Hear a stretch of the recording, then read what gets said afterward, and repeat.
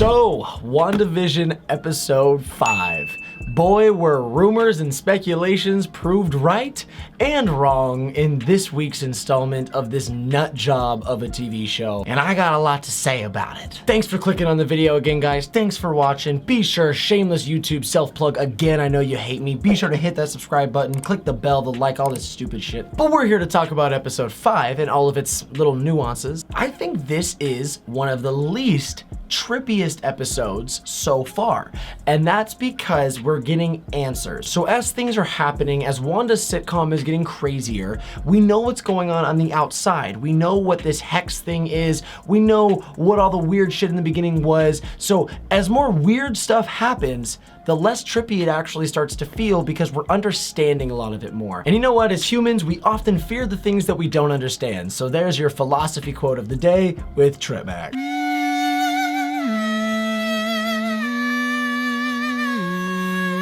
No, but for real, starting from the beginning of the episode, I wanted to give you guys some of my big takeaways. And obviously, we have the twins. We're going right back into the sitcom world after the kind of break stop from last week's episode. We have the neighbor, Agnes, come in. Is it Agatha Harkness? Is it not? Is it a coincidence? No, it's Marvel. It's never a coincidence. She comes in and there is a total, very early on, what the fuck moment where she's like, oh, do you want me to take that from the top again? Do you want me to do that from the top again? And it is the weirdest back and forth pause between Wanda and Vision like, what the fuck going on? And as that's going on, to me, the biggest takeaway from the entire episode is the children. The children are indeed growing rapidly. They're going to at least reach teenagers by the end of this show, guaranteed, leading right in the new/young Avengers. But as all the weird stuff with the neighbor and the kids is going on, Vision goes off to work, and we get to see the work again, I'm pretty sure for the first time since that very first episode. And that is probably where we get the craziest scene possibly in this show so far. We get to watch Vision listen and watch the entire office recite this sword message on a computer and then snap Norm, some Psyshock shit, snap Norm out of the Wanda House of M alternate reality vision that she's got going on. And he is petrified. He's totally aware of what's going on. He's totally aware that Wanda is manipulating him, is in his head, is scaring him. He feels violated, just like Monica Rambeau says. And Vision looks petrified. And the craziest scene, shout out to the dude, shout out to Norm, whoever acts as this guy. Wow, seriously. Wow. When Vision re-Psyshocks him back into Wanda's spell, he immediately goes from petrified to, well, golly BG Willikers, Viz. This internet stuff sure is crazy. And the way it's acted is so well done and so scary and just so kind of puppet mastery, which is just the overall theme with this show. It's nuts. And yes, you guys were right. We don't know to what exact extent yet, but for better or worse, for the love of God, the hashtag GoVisionCorp supporters were right. She is in some way or another doing this to Vision's dead corpse, which is fucking morbid. And I, for one, am super stoked that we're going there because let's push the limits. But I wish it wasn't the dead body thing. It just seemed weird and kind of a reach to me. And the fact that that's exactly what it is pretty wild. So, you know, kudos to you guys. If you're one of the hashtag Dead Vision Corp supporters, shout out to you. You got it right. You get a nice old gold ribbon star. You did it. But as they're analyzing Monica Rambeau's clothes, Monica goes full legit Monica Rambeau and starts firing off on her pants after they're doing an analysis of the materials, and we find out that her pants are like 75% Kevlar or something because she was wearing a bulletproof vest when she got sucked into the hex. And yes, I'm calling it the hex. Shout out my girl Darcy. So we get this really cool scene where it breaks down that everything that we're seeing inside this hex, and Monica is the biggest supporter of this, she's the biggest advocate, everything we're seeing is real, it's tangible, it's physical. This isn't just messing with their sense of reality or what they think they're seeing or some sort of visions, you know, pun intended. She is actually creating this. I mean, even Monica says that Westview, this town is very real. These houses, these people, these schools are very real. And they talk about the kids and they blatantly say that these two twins are not any abducted or missing children.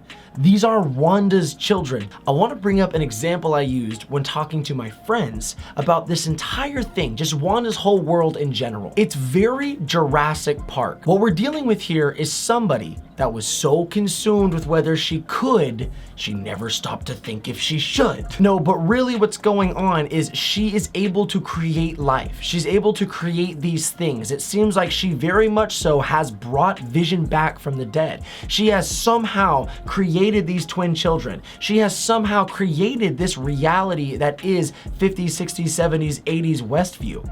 But just because you can create life doesn't mean that you can control life. Hence the Jurassic Park analogy. What she's doing is basically creating her own little bubble, but as things grow, as things progress, as Vision is becoming more and more of a real thing again, as these kids are growing up, as other people are changing, life finds a way. Which leads all the way to them flying the drone in there and Wanda leaving the Hex, which is really my big last point with this. Any speculation that it's not Wanda behind this and that Wanda is not the antagonist in this show, I think has got to go away after this. I 100% believe that Wanda is the antagonist in this show. They even talk about how she doesn't have a wacky nickname or a weird code name or something, so at some point, we're going to finally hear them speak the name, the Scarlet Witch, which is gonna be huge. All of these sword agents that have their guns pointed at her and she's got the magic just like locked and ready to go.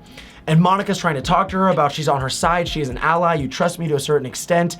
Wanda has literally said, you don't mess with me, I'm not gonna mess with you sort of deal. Which again, to me, solidifies this is all Wanda's doing. She has set this entire thing up, she knows damn well what's going on, she's completely aware of the outside, she's completely aware of what's going on the inside. She lights up the Hex again with all this red energy, very reminiscent of her energy, which she gets from the Infinity Stone. So it looks like whatever she's doing has probably reinforced this reality force field, and it's powering it using some sort of Infinity Stone energy, which leads me to believe that Doctor Strange is going to appear in this show at some point. If it really is Infinity Stone energy that's re-guarding up this whole Hex force field, who's the only other Avenger on Earth with another Infinity Stone that could probably just get right on through that? Doctor Strange, Benedict Cumbersnatch himself. And last, but certainly not least, you guys, let's talk about Evan Peters coming back as Quicksilver, really just name dropped as Pietro at the very end of the episode. Obviously, I knew there was some crazy shit going into this episode because everyone on Twitter and even Marvel Studios themselves were like, don't spoil this. There's spoilers in this episode. Don't spoil anything. This just opens an entire new doorway of universes of speculation because we gotta talk this one out, okay? You guys gotta talk me down on this. Is this official confirmation that the Fox Universe's X-Men are coming into the MCU? Does that mean 100% that they are official? That this is like no ifs, ands, or buts, that they are bringing the Fox Universe into the MCU universe and they're just gonna build off of that? Or, like Darcy so elegantly puts it at the end of the show, did they just recast Pietro? Is this supposed to be the exact same Pietro from Age of Ultron, but they just said fuck you to Aaron Taylor Johnson and are now casting Evan Peters as the new MCU Pietro? Because that's confusing. And I, for one, actually really liked the Aaron Taylor Johnson's Quicksilver in Ultron. I liked his interpretation and I wish we do get to see more of him. I'm gonna kind of confidently say that we're not from here on out because of this, but I wish we did. And option number 3, if it's not the Foxman universe, or if it's not just recasting Quicksilver from Age of Ultron, is it, and this is gonna get really confusing for a lot of the plebs out there, and even myself, is it just another Quicksilver from a different reality, but this one happens to look like the Evan Peters Quicksilver? So is this an entirely new character?